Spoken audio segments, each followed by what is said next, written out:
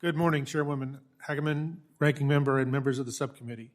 Thank you for the opportunity to present views on seal and sea lion predation on at-risk, threatened, and endangered salmon and steelhead in the Pacific Northwest, as well as the regulatory impacts of the Marine Mammal Protection Act, or the MMPA.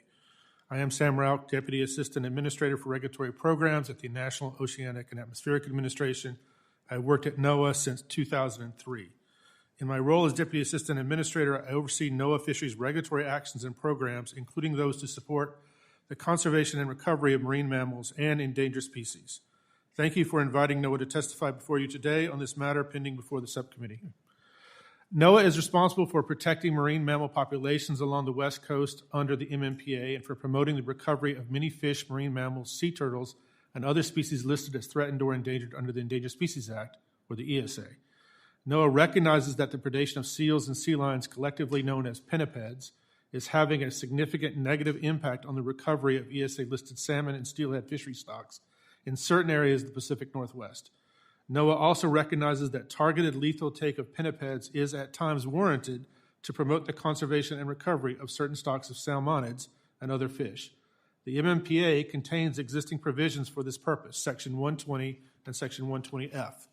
However, as indicated in prior reports and testimonies to Congress, this process, as currently written, has not been particularly effective at achieving the overall goal of balancing the requirements of the ESA and the MMPA.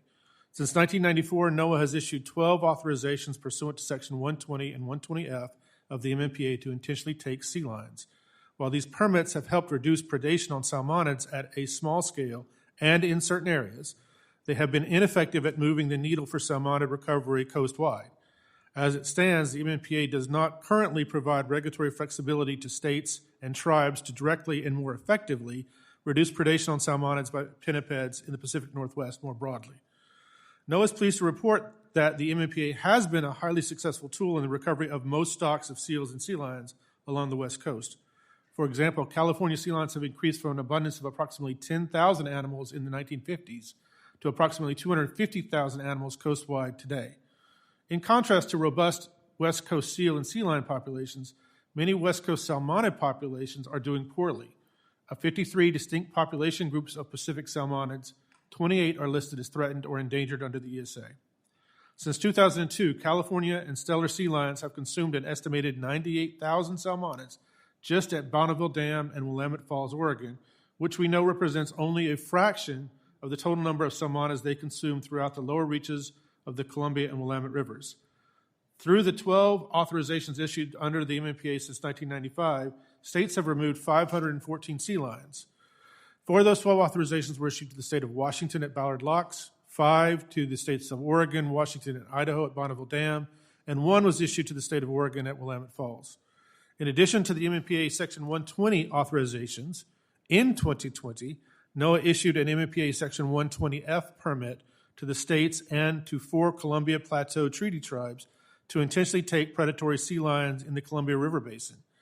On August 22, 2025, the National Marine Fisheries Service West Coast Region issued states and tribes a new MMPA Section 120F permit to continue to remove sea lions in the Columbia River Basin. While these removals have likely saved more than 110,000 adult salmonids from sea lion predation since the inception of the pinniped removal program, the overall benefit of the program on salmon recovery in the wider Pacific Northwest has been limited.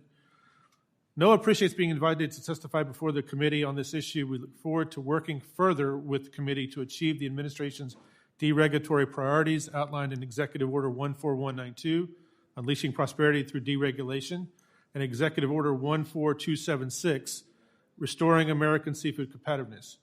By achieving these priorities, we will rebuild fisheries, support the long-term sustainability of fishing communities, and come up with solutions regarding this matter. Thank you for your time, and I welcome the opportunity to answer any questions you may have.